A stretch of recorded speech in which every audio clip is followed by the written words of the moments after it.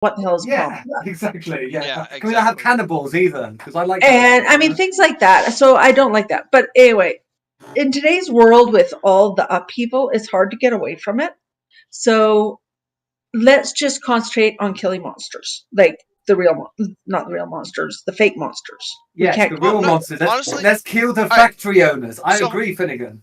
and honestly, though, you're right, though, because I do embody the real monsters through this game, and I can tell you personally, um, it really does help with it's really cathartic and gives me a little bit of therapy.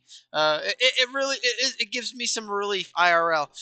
just to Well, there's a reason why therapists are starting to use D&D in group therapy sessions. Oh yeah.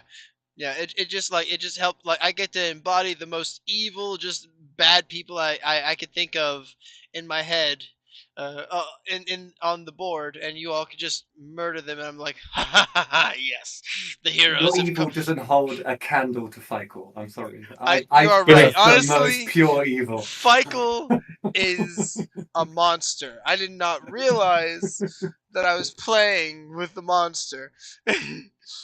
Finnegan, quick question about that, because I've never heard about that D&D for group therapy. Yeah. Is it for like exposure therapy for triggers or what? A lot of it. I can see that. A lot. It's becoming quite common in therapy groups for addicts, youth offenders, prisons, because it teaches interaction, teamwork. I bet socializing as well. Socializing, yeah. And leadership, and they can play something that's not them. Yeah. But everything you play to some degree is an aspect of your personality, whether you mean it to be or not. Yeah. And it allows them to practice how to respond to situations without actually damaging other people. But so, and also, like say, trigger therapy, especially like alcoholics and addicts and stuff, it gives them a way to play out scenarios as well. But the therapist has to be a really good therapist. And it's like you're spinning plates, trying to keep everything balanced like that, where you have the objective in mind, but also the moment to moment. That seems crazy. Yeah.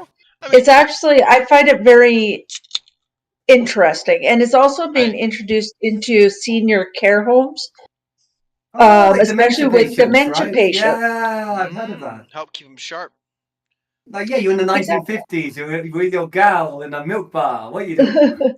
Well, yeah, I think Cthulhu would be good for that, actually. Well, I doubt they could do it with advanced dementia. I think it's more early.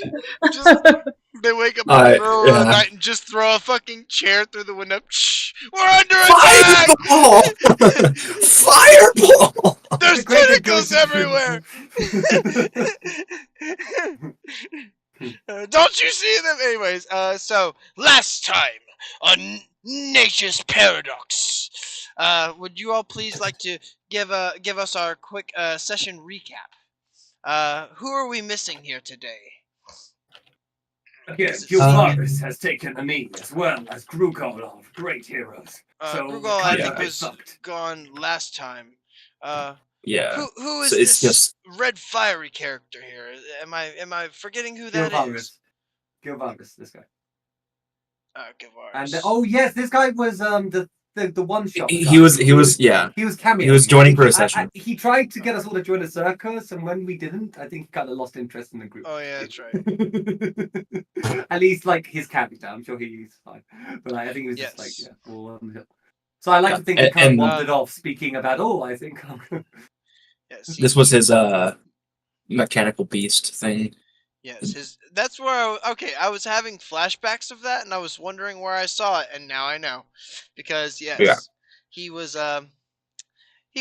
pretty cool with this one, but with his debut session, he did not shine as brightly because he did not have his mechanical friend to help him shine. That being said, so he was just cameoing then, right? That is correct. Yeah. Actually, I do think you think- joined before. You joined after we explained that, or after he joined, and you're like, "Yeah, I'm just here for the session." Yeah, but Let's yeah, see. we've kind of fought our way through a bit more. We destroyed the fungal creatures, and then Oh, we decided to do some investigation.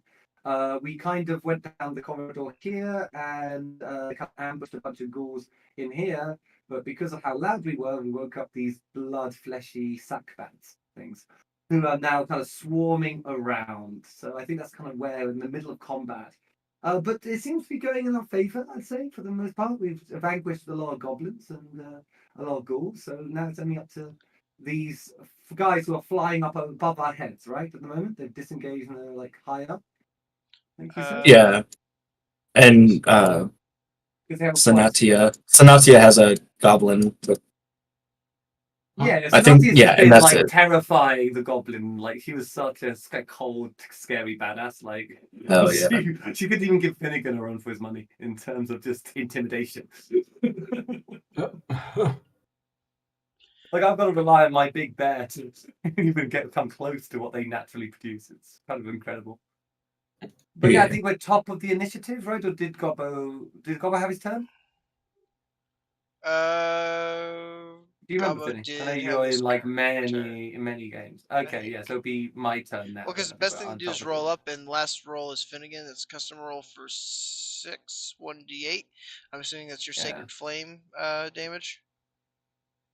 But yeah, we've kind of cleared out a lot of this dungeon. And we still haven't attacked the ones up here, but we seem to be like getting rid of everything else before we approach them. And neither have we done anything about these snakes here, although we did steal the wizard stuff, so that's cool. The wizard's. Wand, I mean, say. Yes. But yeah, I'll bet Bugman this time. I'll bet Bugman Bear. Yes. Fire!